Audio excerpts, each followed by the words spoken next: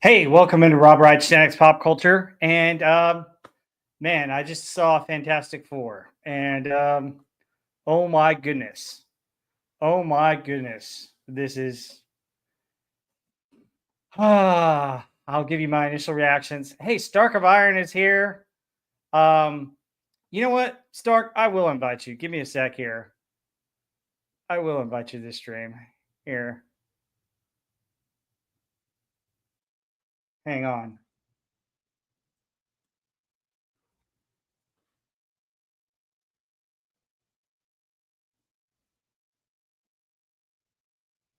Okay, Stark. I just sent it to you. Yeah. Oh, guys, this is gonna be a rant. This is gonna be a Rob rant. Oh my goodness. So let me just give you my initial reaction, my initial thought. I thought it was dumb. I thought it was a dumb movie.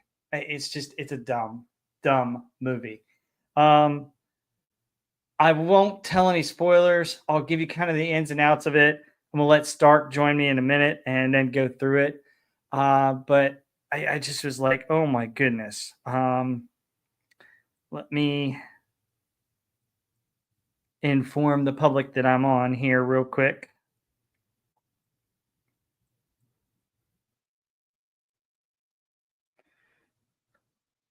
By the way, folks, if you caught the intro to my thing, that's my new intro. I hope you guys like it. Please like and subscribe. And here is Stark of Iron. Hey, Stark. Oh no, what have I done? I saved the MCU only for them to ruin it, it sounds like, again. Oh yeah. No, heavens to Betsy. I am here just to be your hype man and to laugh at your rant. I will not interrupt you. Oh no, it's okay. It's okay. How was your stream before? It was a fun get. I was happy to entertain Heather L before, and she's out probably getting drinks right now and still having a good time. She's celebrating her birthday tonight. Yeah, with friends. 2 days later. Yeah. But shout out to Heather L. I did perform my Ozzy set list for the first two. Oh, that's awesome. Hours, and then everybody supported me so much it turned into a Stark party, and we rolled for about 6 hours. Had a good time. That's awesome. Yeah, so I'm happy to be here with you. I have poured myself a double. It sounds to me like it was that bad. Oh, it was. Hey, Swift -1. Yeah, God. Now joining. And Stark, before we go any further, folks, click the like and subscribe if you haven't. Yes. And also, Stark, put your channel link in there. I want. Sure. I mean, I suppose I could. Yeah, you're rich. I think everybody that subscribed to you subscribed to me. But yeah, you never know. You never know. Some new ones, but hey, I want to help anybody else out that I can. Go ahead. You bet. Your link in there, man. There you go. Swift was there for that, but yeah, I think I did some. My friend Agent DBK said, yeah, that was he agreed when he's like, that's some of the best song covers I've ever did. But we're not here to discuss Ozzy.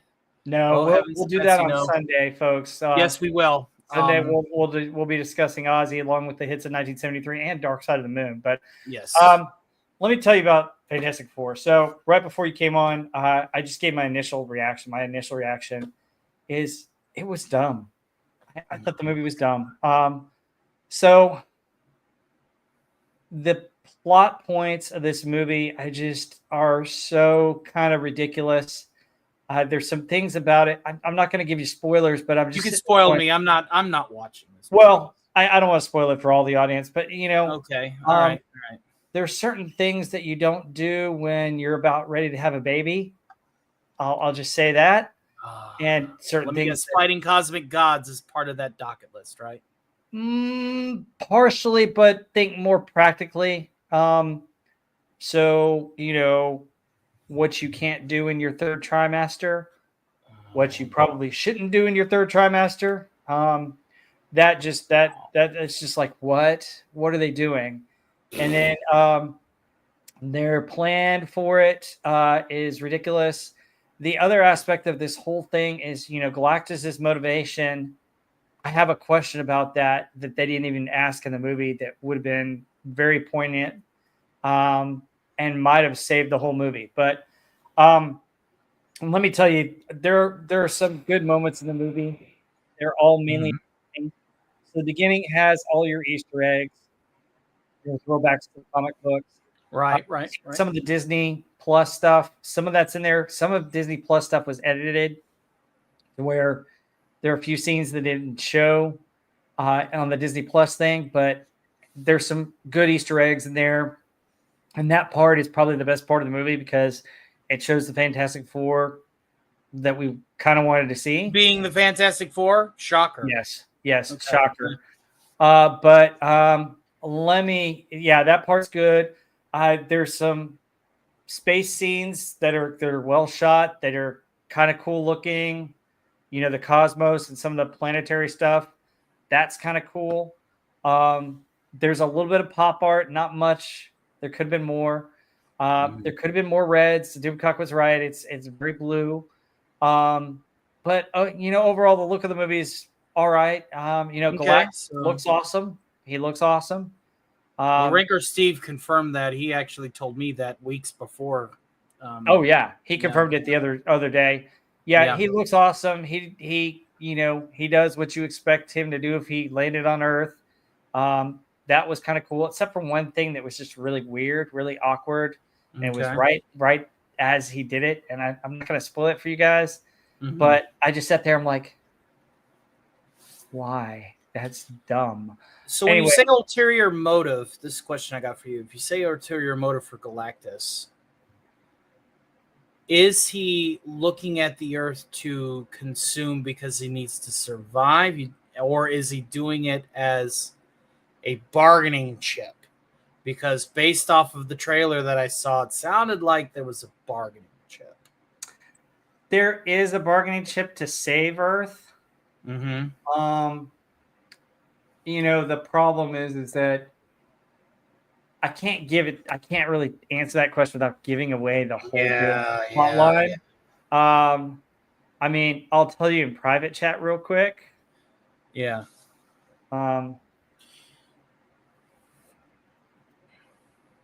Give me 1 sec, guys. Yeah, take your time. Take your time, man.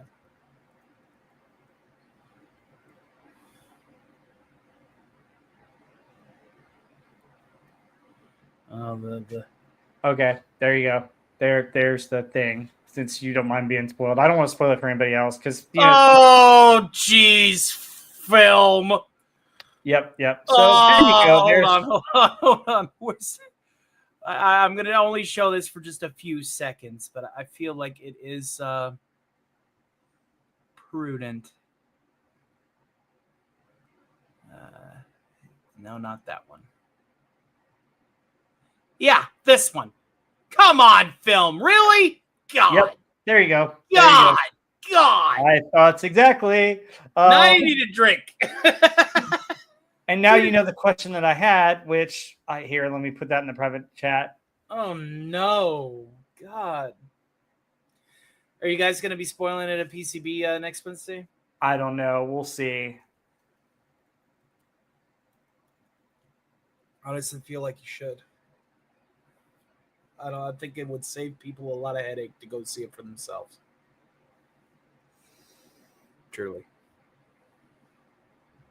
If I could spell.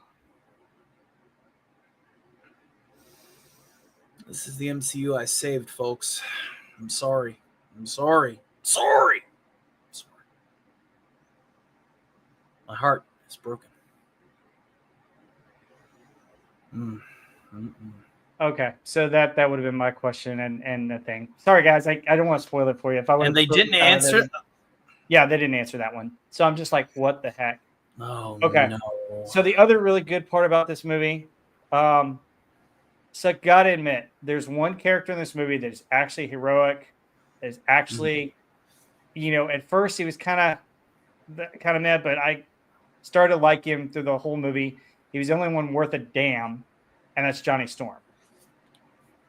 Johnny Storm was actually halfway decent in this movie. I thought he was a good character, despite the character liberties that they took with him. Yeah, but I mean, he's Eddie from Stranger Things. Right. Okay. But what he does and what he's able to do in the film, I actually like. I actually think that that's heroic. I actually thought that was a good character. I thought he acted masculine and acted great, and I thought his character was well written. Now, there were some scenes where he's just a goofball, but the rest of it, from about a quarter in the movie till the end of the movie, I thought he was the best of the four. So Ben Grimm was okay. The problem is still his voice. It sucks. Yes. I can't stand it. You got to give me the gravelly, low voice. Oh, you mean this voice? It's a clobbering time. That voice? Yes. Yes. With no offense to anybody with New York accents, those are great, and I love New Yorkers. But here's the problem: the Thing changes to this colossal, giant stone guy, and his voice changes as a result of that. A living meteor. Yeah. Now, I will say that he has some good scenes where they show stuff that if you're familiar with the comic book, if you're familiar with the cartoon, there are some familiar things that he does that are good nods to that, and I think that's great. He's okay. I think Johnny Storm's the best of the four. Galactus is awesome, but his motivations are stupid, and he really doesn't do a whole lot. And one of the things he does is really dumb. This gets me the other two. Oh my God. Who to rant about first? Let's go with Sue Storm. Wow, if Sue Storm is the lesser of the two evils. No, actually, Reed Richards is probably the lesser. So Reed Richards, You don't want to rant about him? He's a negative Nilly and a wuss. Of course. He is so negative. I'm not a father, okay? I wish I had, a wife and kids. That'd be awesome. But, as much as I like the idea of a family, this guy doesn't act like a father at all. And he's so negative, and he's not a leader. He's not, when he's put in a leadership role, he kind of is just like, and then, he's not even, he comes up with ideas, but he's like just an idea guy. That's all he is, really. World's smartest man, people. Yeah, and also, guys, Reed Richards Spider-Man. That's all I'm going to say. I'm not going to give you any further, but I'm just like, some of the ways that he uses his superpowers, I'm like, what? Because Reed Richards is supposed to be the smartest human on Earth. Reed Richards is supposed to have leadership capability. He's the leader of the team. Reed Richards is the one that's supposed to not only come up with plans, but show people how it works and do all kinds of things. He's a little bit brainier and introverted, but this guy is so over the top introverted and so wimpy. I'm so Pedro's playing himself again. Well, he's so emasculated. It drives me nuts. Guys, you know kind of the plot from the film about them having a baby and then Galactus wanting it. Okay, that's basic stuff that's already out there. But if you were a father, wouldn't you be, out there actively trying to protect your baby, doing things, saying things, trying to he's coming up with ideas, but he's not. It's not like he's leading. He's leading from the back, and it's just. So he's the guy behind the curtain, and I'm going to go out on a limb and say what everybody was saying from DC on down. Yeah. That Sue Storm is the Wizard of Oz, and Pedro's failed rendition of Reed Richards is the man behind the curtain. Mm-hmm. Yes. Yeah. It bothers me. I'm just sitting there going, he's so emasculated. Now, I was going to say, at least Johnny Storm has some masculine traits, and he does a couple of things in the movie that I would expect the father to do. Right. but no, the uncle's going to do it. So yeah, he's an emasculated. I just don't like that. I'm so sick of it. Marvel, why do you have to emasculate all these men? I mean, you don't have to do that. You can have quality female characters and quality male characters without having to emasculate anybody. You don't have to bring one down to lift up another one. And they just want everybody.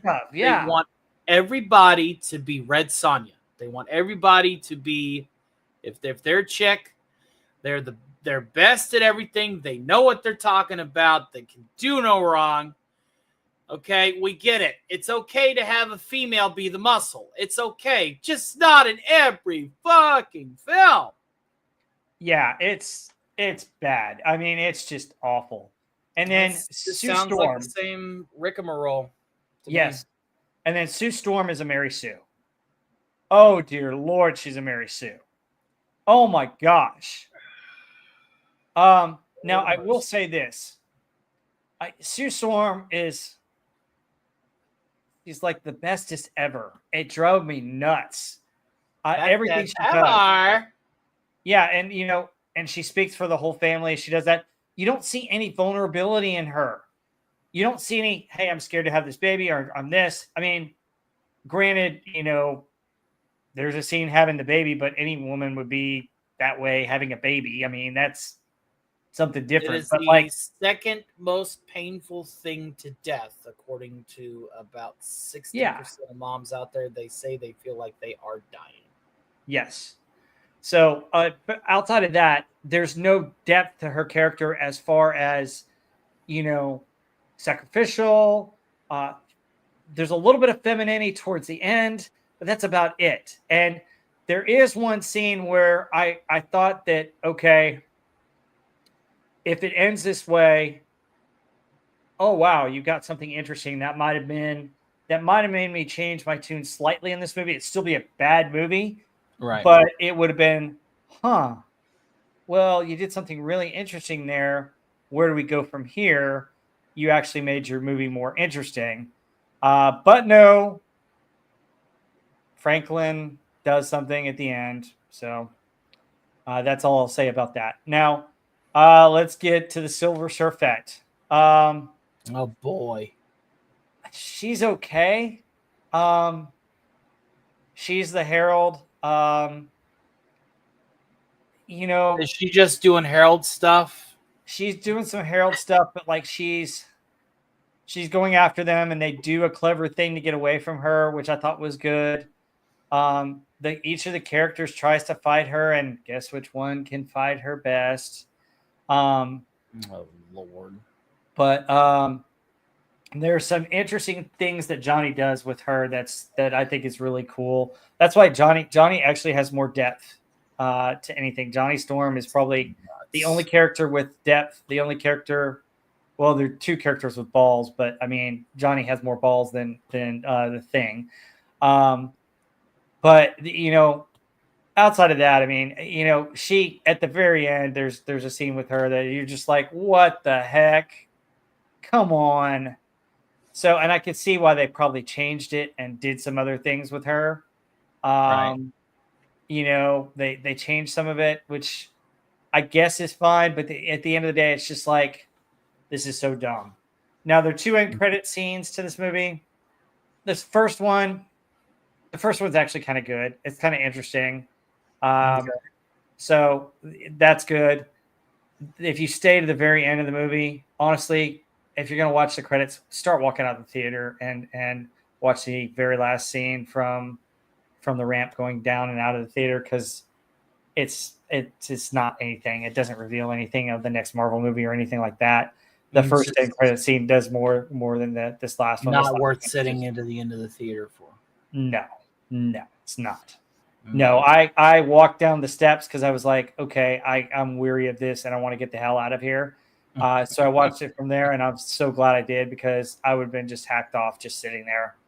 So, but yeah, I mean, this movie is about a 3, maybe a 3.5, just because Johnny Storm's okay. 3.5 out of 5 or 3.5 out of 7? 3.5 out of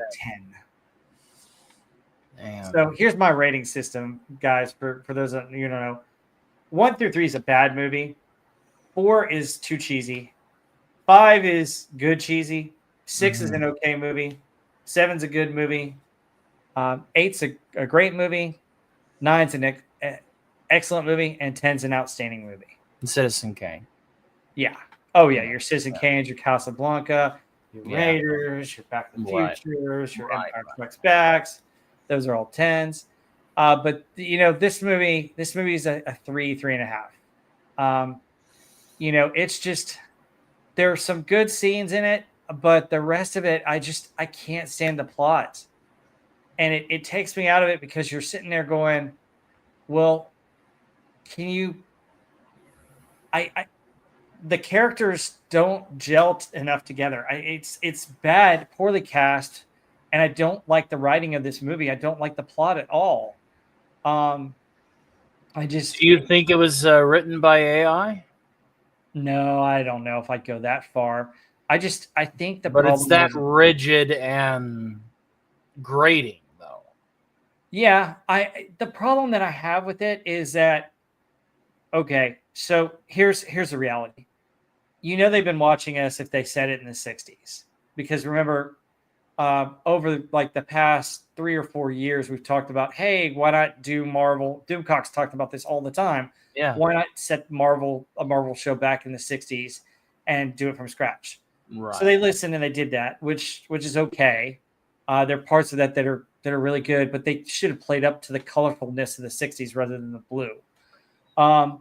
But the casting, the Fantastic Four, is just not well cast, and they didn't build up the chemistry among the people. I mean, there are a couple of scenes that are okay, but the problem is that you don't get enough time where they're working together and you see them as a team. I mean, you get a little bit of that at the beginning, but it's all very quick.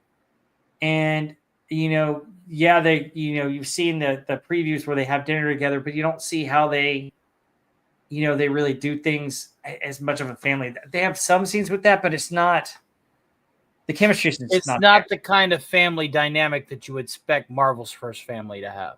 Correct. I thought there was more dynamic among the Avengers team when they finally got together than there was with this team.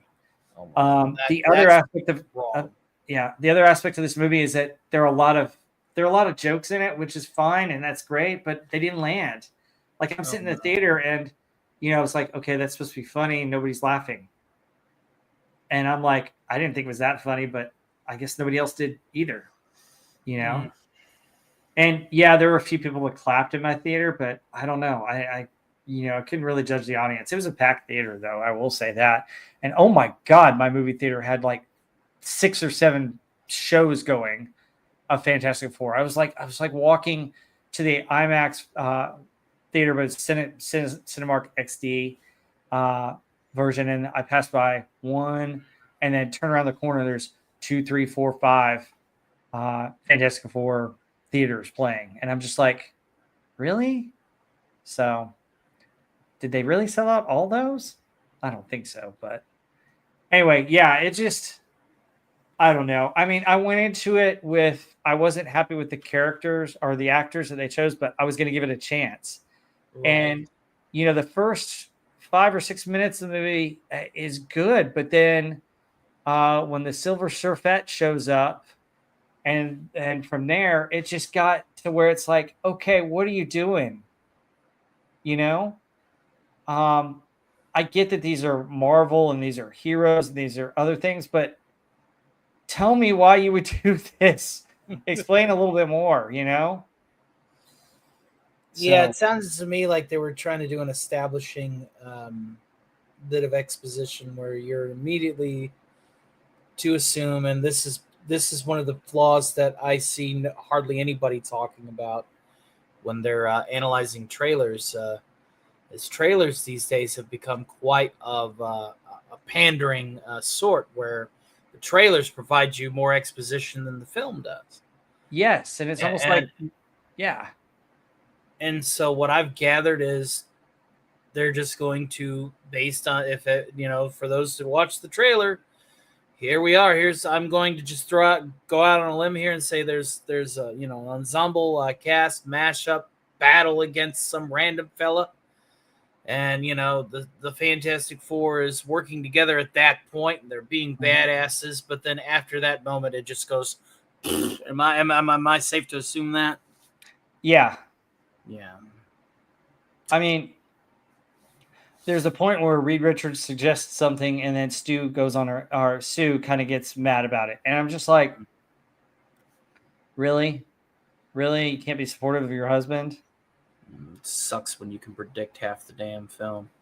Well, it's so disappointing. Those two characters just take you right out of it. It took me right out of the movie because I was so sick of him being emasculated. I was so sick of her being, lifted up to this high plane that's just way up there to where she has no character flaws or anything else like that. And then platform her into the echelons of legendary status and godhood. Oh yeah, and then in the ending, what Sue Storm does, you're like sitting there going, "Okay, what the hell?" So I mean, it just, and I get some of it, but at the same time, it's like, okay, come on, you're just.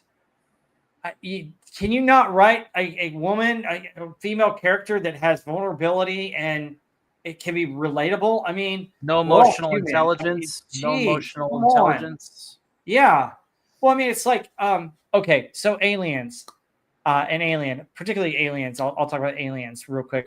Ripley was a badass, but remember, okay, so Ripley, it sets her up. She comes back. She had worked in the construction thing, so she knew how to do the thing and control the forklift thing. Right. And she volunteers to power loader on the ship at the beginning.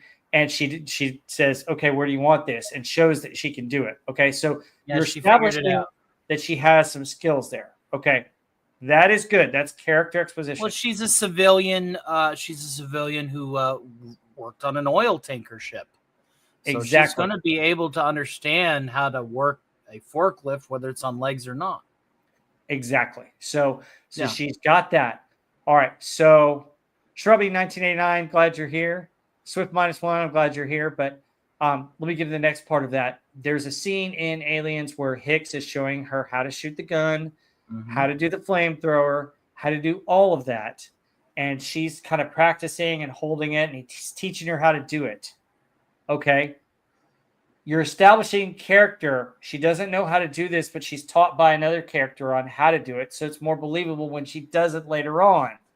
And she's not perfect with it, but she's able to do it because she's taught how to do it. Okay. Yeah, she sprayed and prayed for the first little bit, and then she realized, hey, maybe the flamethrower is probably better for the eggs. Exactly. Yeah. But what you did is you established that for her character. So she wasn't a Mary Sue that just, I automatically know how to use all these weapons, even though I've never used them in my life. So it made it more believable.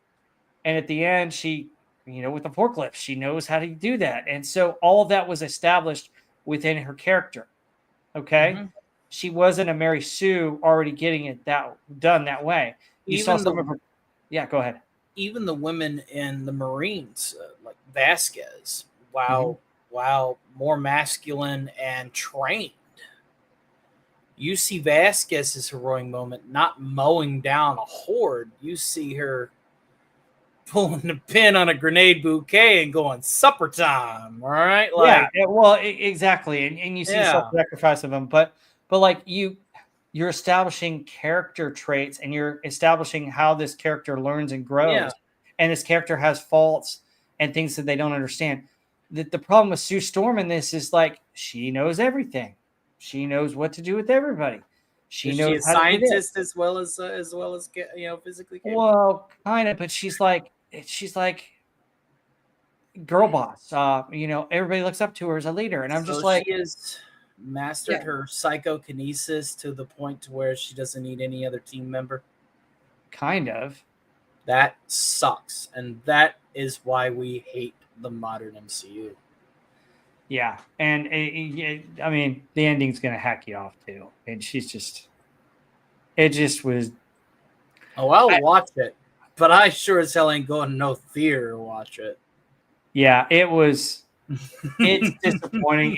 It's bad, and it's your typical Disney writing where they up the female and they bury the male lead into an emasculated nothing, and they let a side character be a lot better. Which wow, I was happy they did that, but it's like I just it was so awful. I mean, like I said, Johnny Storm's the only good part about this movie.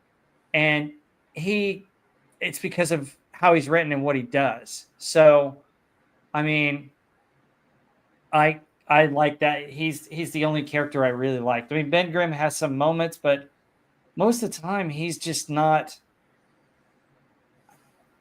The voice just takes me right out of it. And then the other thing about him is he does a few things, but like you expect the Thing to be able to fight a little bit better than that, or do something more, But, yeah, it just sounds terrible. Yeah, I mean, this movie will probably make some money on it, but I don't know how normies are going to treat this. It ain't going to go to the black. It's going to be in the red. Yeah, so I don't know. I'm going to, based on just your attitude towards, I'm going to say it's going to be about 150 million in the red. Yeah, we'll see, but folks, I just didn't like this movie. I don't think the plot's very good. I don't think the cast is particularly well, and I don't like the fact that you've kind of made a Mary Sue out of one character and overdone her abilities, and you brought another character down to the level where he is emasculated, and those two are two of the big pieces of the Fantastic Four, Whatever happened to a team dynamic? I mean, looking at it from a gamer standpoint, you have Ben, who is the tank, who can take, a lot of damage because he is nigh invulnerable. In fact, there are comic books that explore the Thing's invulnerability against juggernauts like the Hulk. You have the area of effect master as well as the team leader and tactician with Reed. You have the DPS, the damage per second. Hey, I am going to deal the most damage and the shortest time amount as possible with the Human Torch. And you have the team cleric and infiltrator. She could be the cleric on one end, or she could be the ninja on the other. She is the invisible girl. Her purpose is to stealthily apply her skills to deal with an opponent efficiently and without being seen. The psychokinesis part of Sue Storm isn't something that comes until later. And even then, against other telepaths and telekinesis users, she is very unskilled in comparison. Jean Grey, Professor X, all those mental math guys run circles around her. Her purpose is to be unseen and to intelligently apply that skill for an efficient tactical end. Nothing more, nothing less. Whatever happened to the team dynamic? Let's compare it to Avengers, okay? Oh, yeah. Captain America, he's the well-rounded leader. He's not exceptional in comparison to all of the other individuals in any way, but he is the brains in the outfit. He is the tactical leader, and he is capable of handling his own. Tony is aerial support at range. Iron Man flies high, flies far, and brings down damage outside of being hit. The Hulk, much like Ben Grimm in the Fantastic Four, is your tank. He is capable of taking ungodly amounts of damage and dish it out. Thor is your area of effect user. He is your elementalist. He is able to literally command the heavens to a wide area of effect. And he's also, as a result, DPS. Black Widow is once again, like what Sue Storm should be, the ninja, the rogue, and sometimes even the bard. Her ability to bullshit herself out of a situation is one of her strongest capabilities. Mm-hmm. And Hawkeye, well, Hawkeye's your jack of all trades and wild card. And he's your sharpshooter that you put at a distance in a strategic spot to elemental support your team. Yeah. And it's that's just a team dynamic. Yes. And they established that. That's how the Avengers were able to win against in New York in the first Avengers movie. Alien invasion, a full scale alien invasion. And what did Cap do? Cap was like, hey, Tony, do this, Hulk smash, Hawkeye get up there, Tony take him. Yeah. So, hey. Where's Tony's that in Reed? It sounds like Reed doesn't understand the strengths of his team, or in this instance, his family. No, Reed gets told what to do at the end. So dumb. So it's dumb. Yeah, he's a take charge. I mean, I just look at this and I'm just like, come on, guys. I mean, you just emasculated somebody. I mean, do you not know what it means to be a father? Apparently not. Yeah, I don't know. I don't know. I mean, the plan they come up with, I guess it's the only one they can do. And the ending plan, what they do with it is kind of interesting in a way, but it's just, you're sitting there going, huh? Yeah. Yeah. It sounds like a massive drive-by colonoscopy, kind of. Not. Yeah, it does sound like. I mean, and I sure as heck ain't going to some place ritzy like an actual hospital for that colonoscopy. I'm going to Sao Paulo, if nothing else, for that. Okay, all right. But I mean, honestly, folks, the reason why I say it's a 3.5 is that it just, you take me out of it when you take some real life logic out of the movie, and then when you do the things with the characters that just make them a Mary Sue and make them a masculine. I mean, if you would have toned her down and built him up, it might have been an okay movie. It might have gotten to the level of a 5. Or just leveling out the team, period. To be able to be copacetic with one another is actually the more important. Yes. It isn't a character focus if it's a movie about a team. It should be a team focus. Yes. So everybody has their strengths, their weaknesses. Everybody should have a struggle to overcome. Everybody should on the team should have some issues that they need to deal with. Everybody on the team should work together to achieve the. Yep, and I just gave you the private chat why one of the main reasons why I like Johnny Storm in this movie. But overall, he's the only character. Johnny Storm is confirmed. That man is the man of the team. Yeah, so he's a boy. Yep, FKHC 2005. I have issues too, but not for the stream. Yeah, we all have issues. I mean, one of the things you want to do with your characters as you're writing them, and it makes a good character, or what makes these characters good, is everybody has faults. And you take the Avengers here. If you look at it, Captain America, very tactical, but he's still a man out of time, and that is a fault to a point. You look at Iron Man has his weaknesses too. We won't talk about them here. Me weaknesses? How dare you? Has weaknesses. I mean, Hulk has weaknesses. Thor has some weaknesses too. I mean, Thor's overly arrogant, and then yeah. And then Hawkeye, and then Natasha. All of them have weaknesses that they show, and they make them well-rounded. And you see some of them as the Avenger movies go forward, and but you don't develop any of this here in any of these in this movie. And it's not well written and well done. I mean, I don't know. I almost like the very first Fantastic Four movie I saw. I didn't like Rise of the Silver Surfer. I thought that was stupid. Yeah. The other Fantastic Four was okay, but I don't know why you can't get this movie right. It's got the most comic books. It's been around the longest time. It's not rocket science on how to get these characters right. And it's not rocket science to write a villain or a movie where you're able to show them work together as a team to beat the villain. So I'm under the assumption that there wasn't no ultimate nullifier. No. Which is how this is the story of the Fantastic Four.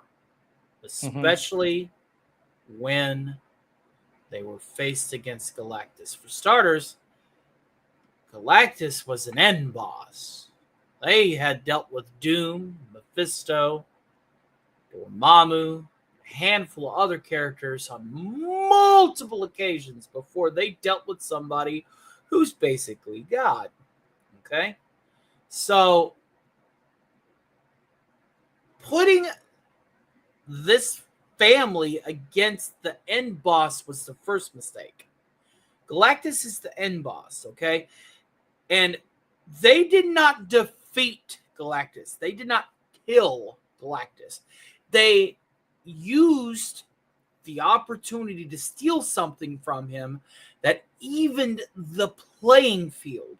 And Galactus saw that his ultimate nullifier, a device that can erase one's existence from all of space-time, from the beginning of the universe to the end, it erases you and rewrites the universe without your influence, period. Galactus saw it, saw that Reed had it, saw that Reed had his hand on the button. And he said, this is configured to you thanks to the Silver Surfer. The Silver Surfer gave us a dose of the power cosmic, and with my intelligence, I was able to tune it to you. Galactus looked at him and said, you know what? Fair. I will leave. And Galactus left. Yep, the comic sounds way better than what we got here. And I just gave you the plots in the private chat. But oh my God, that is so dumb. Yep, there you go. See? Told you it was dumb. FKHC 2005. Nope, it was dumb. That was my initial reaction. The first person I sent a message to was Doomcock, and I said, this movie's dumb. And I told the rest of the guys, hey, this is dumb. So I just... Oh, it's on Wikipedia too. Yeah, it's a dumb movie. Johnny Storm's the only good character I think in it. The Thing has a few moments, but I still hate the voice, and it's so miscast. Did Galactus have a bad voice? Poorly written. Yeah. What? It wasn't. They couldn't even get Galactus. They got Galactus's look right, but they couldn't get his voice right. Oh, Galactus. I mean, yeah. He's got an okay voice. I mean, he's Galactus. The Thing is the one with the voice problem. Yeah, we saw that in the trailer. So, and here's another tip for the folks out there at Marvel, if they ever paid attention and by proxy gave a shit. Okay, you can't just rely on aesthetics and say, "Hey, look what we got here. We got a Galactus. It looks like Galactus, fellas." Yeah, I mean, the thing about it is that you've got to stop overdoing your female characters. Yeah, is the first thing you got to do, and then you got to stop emasculating your male characters, and you got to learn how to actually, who are these characters? How do they work together? I mean, Sue Storm doesn't have to have like feminine traits to where she's a homemaker or anything like that. I'm not asking for that, but good God, tone her down a little bit. My God, this whole movie, and you watch the whole thing and you're just like, good Lord, can you show me some vulnerability of this character? Can you show me, What's the point of having a team Yeah. if you only need one person? yeah, I mean, it's just what the hell? I mean, there's some things that she does in this movie that you're just like, what? You know? And she doesn't have to be like Miss Everything, you know? I mean, think of practical ways to use her as part of the team, but remember who the leaders are. And it's just dumb. I just and then you see all the things with, is Pedro Pascal dating what's her name? Are those actors together? Because she's like all over him in interviews, and I'm sitting there going, "What the hell is that?" I heard about the handsy, touchy face. Yeah, and I'm like, I mean, I guess she's acting, but I'm just like, what are you doing? Who knows? So, I mean, I can understand, I like the fact that you want to make it family, and that's good, but you've got to work on the family dynamic on how that works better than some of the other stuff. And it makes it kind of really ridiculous. And then there's scenes with Johnny Storm and Reed Richards where you're just like, okay, that he needs that that's dumb, It's terrible. But anyway, that's my rant on this. I mean, guys, it's a 3.5. See it at your own risk. Honestly, wait till it comes on Disney Plus or comes out on cable or something, and rent it and watch it for a little bit and then turn it off. Rent it. Rent it. Don't even. Yeah, it's got some okay action scenes. The first 5 minutes is probably the best part of the damn movie, but the rest of it is just dumb. I mean, it's dumb. So, anyway, that's my rant on this. Sorry, I mean, I would compare it to Superman, but honestly, Superman was way better than this. Now, from what I heard, Superman is okay. It's got its flaws, but at least it's decent enough to be a popcorn muncher. Yeah, Superman was fun. This was not fun. This took me out of the movie with those characters. And Superman has something to build on. The way they wrote Lex Luthor was terrible, but Superman's great. Jimmy Olsen's great. Lois Lane's great. Those are 3 key characters that you had. They really messed up Lex, huh? They messed up Lex, not with the actor, but with the writing. The writing. I mean, did he at least perform his lines amicably? Because in all of the trailers, seeing him being calm and collected, and it kind of had that aura of mastermind. Yes, was he a mastermind? He was in a way, but at the same time, it's like he was so one-dimensional because he's so one-track-minded, right? And that's the problem with the whole movie. No, and he drives many layers. He drives the whole movie, and that's some of my favorite Lex Luthor roles have to go to DC Animated. When I see Lex Luthor in DC Animated, oh yeah, DC Animated, fantastic. That's Lex. That is the man that's ahead of everybody else. But the problem with Superman is that he's on one-track mind and one thing that he's doing. Now he steps ahead, which is fine, but his only focus is the one thing, and it drives the whole 80 to 90% of the movie. And that's the problem with the movie. Mm-hmm. And Lex should be more layered with, okay, when this happens, I'm really after this. This is a means to an ends, and this is another means to an ends. Yeah, you should be doing everything this on top of this, on top of that. So I'll go back to Superman 1, the Donner movie. Remember, Lex Luthor finds out about Superman. He finds his weakness, but it's not about him using kryptonite for Superman as much as it is using those missiles to hit California so he can have the land. And that's his real plan and his real plot line. Right. And he just uses the kryptonite to get Superman out of the way so it doesn't interfere with his main plan, and that was a great Lex. Oh yeah, and he sets it up. He sets it up so well. This Lex isn't given that kind of dialogue or that kind of thing. I mean, So what I'm getting, he's one dimensional, is very focused. very focused, and he drives the entire movie.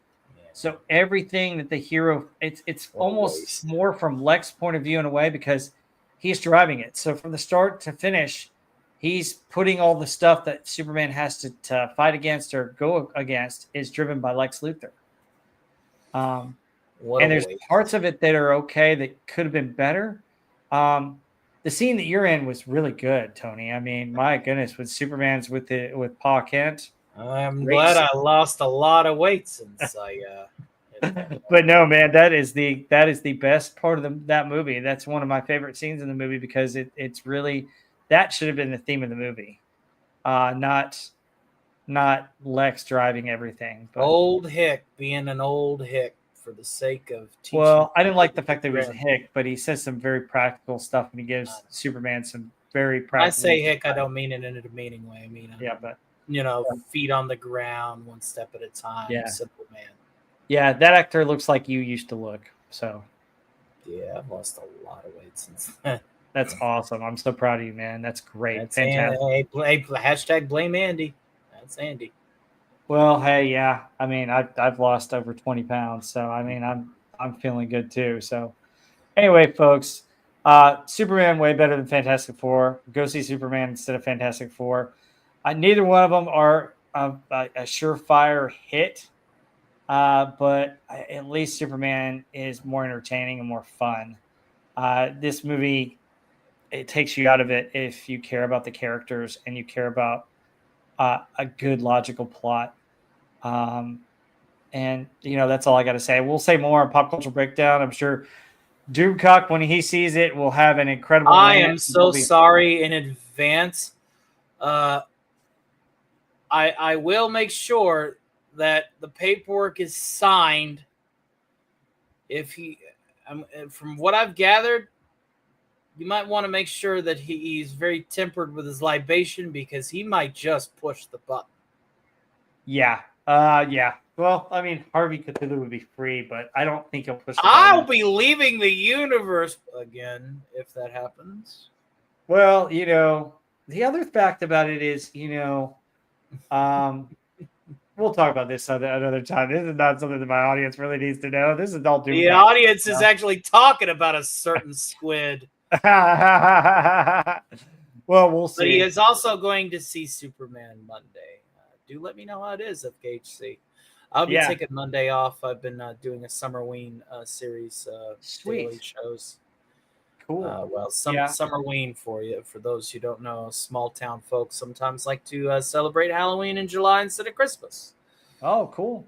All right. Well, yeah. While we're doing that, go ahead and plug away. Tell us what we got. What we can expect on your show. Tomorrow in the earlier of the afternoon, I'll be doing some gaming, some retro style gaming and theme of the horror, or theme of the season of Summerween. Mm-hmm. Hopefully, I'll have a panel on for a couple hours. But then I will be taking my leave and taking the rest of the night off. I'm going to hang out with some friends and play cards. I have had a very successful week with earlier tonight. This matinee was very fantastic. Lots of support, lots of love, and lots of tributes to the Ozman and the Hulkster. That's awesome. It was a fun time. But you can see me on Cotton Council with Alf, and you can see me on Cosmic Theta Theater with Theta of the Grid, who's beginning to get back on his feet from his drop in health. Oh my gosh! And I've been praying hardcore for him. Me too. And so you will see Alastor there, and you will see Alastor alongside Osaka Chandal, Pop Culture Breakdowns of Osaka Chandal, as well as Scooby Pup debuting her VTuber on podcast Saturday on her channel, Scooby Puppa 1 at 5:30 Eastern, 4:30 Central. Going to be a lot of fun. 3 VTubers for the price of 1, ladies and gentlemen, and you can't beat that. No, you can't.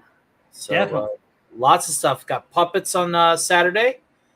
At the Cotton Council. Alf will be there in space. We just recently installed a blue screen so that I can actually bring back folks like Kermit and, of course, the puppet that represents Timmy, the little kid, the squid kid that I adopted from this guy here in Gary. He's a grown boy. Timmy's a grown boy, Rob, right? He's a grown boy, and he's an asshole for it, too. So we'll actually be able to show off some puppets that have that shade of healthy green as well. Now that I have a blue screen and they don't look all ghostly. That's So awesome. lots of stuff coming out, and more Skeletor memes that you can shake a stick at, and Radio 616, the automated 20s and 30s record station, where you'll also see Alistar play some piano tracks performed by me, as well as dad jokes and some Poe readings and creepypasta readings. And it is just like listening to the radio if it was, the year of our Lord 1929. Hosted by Alistar, so that if I'm not around, I can still be live without having to be live. So be sure to check all of that and more out. That's awesome, folks. Go to Tony Stark's channel, subscribe, like. He's got some great streams. He does some great voices. The man is a solid entertainer. He also can sing like an angel, and sometimes he'll tickle the ivories, and he does that with the best of them, folks. So subscribe to Stark of Iron. Coming up on my channel, folks, on Sunday, we will have our usual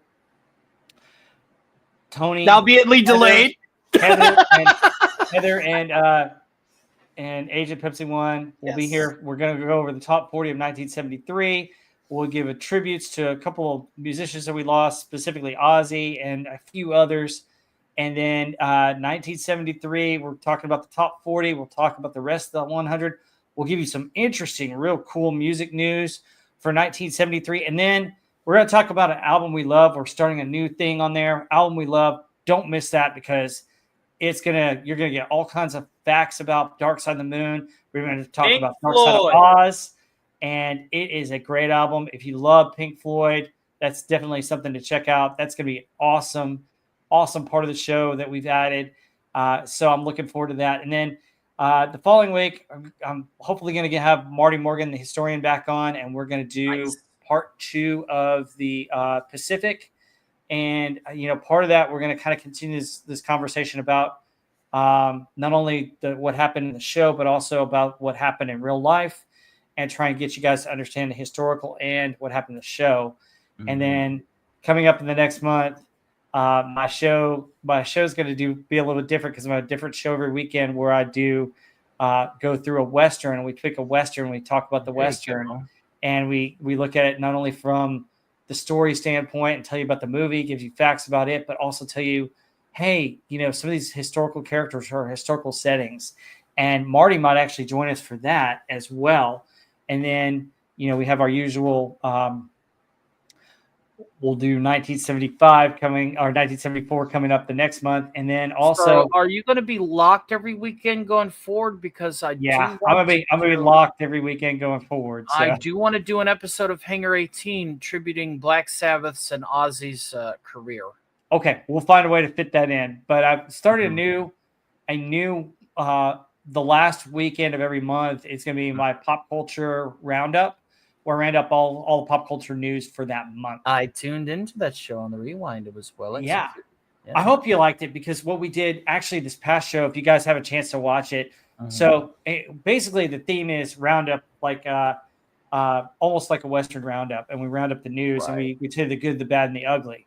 And so this past one, I told you the ugly, the bad, and then we talked about the good, and we spent more time on the good. So it was a very positive show. I know a lot of pop culture shows, we like to rant about all the bad stuff. Mm-hmm. This one had a lot of the good stuff that we're talking about, and mainly was trailers and things that we have coming up and to look forward to that might be actually pretty good. And then we've got a new segment that was dealt on the fly, but I think if I give people more time for it, they'll like it. It's What Would You Do? And we take a segment, we take like a pop culture product. This past time was He-Man Masters in the Universe. Mm-hmm. What would you do with that franchise? What would you do with a movie or TV show? How would you rework that? What would you do? And the idea is that, hey, let's share something that we love, and let's get creative and talk about what our ideas would be. Granted, that's probably stuff you would want to write and not necessarily get out there in the ether, but at the same time, let's have fun. And and I gave part of my trilogy for that. So if you want to check it out, please check it out. But folks, thank you so much for joining us on this one. Thank you, Tony, for coming on. I know you look like you needed a rant, buddy. Yeah. And I know it's late night, and I thank you guys for joining us. Those that joined us, I know we didn't have as many people live, but if you watch the replay, folks, unfortunately, Fantastic Four is a dud.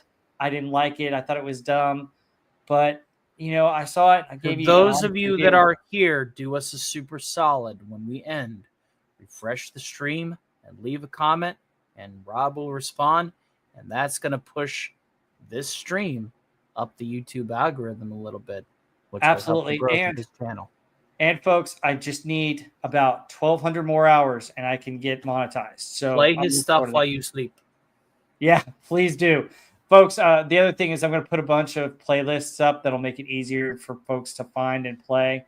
I found a couple more tricks that I need to do on YouTube to get that done. So there you go. It'll be pretty cool. Also, guys, if you love history, my pictures from my trip blew up, and Marty was on there, historian. So if you love World War II, specifically the European theater, gosh, that video or that live stream was blown up to incredible numbers. I couldn't believe it. But if you get a chance to watch that, that's a great one too. But anyway, I'm going to leave you guys with another bumper real quick, and we'll sign out. So see you guys later, and here you go.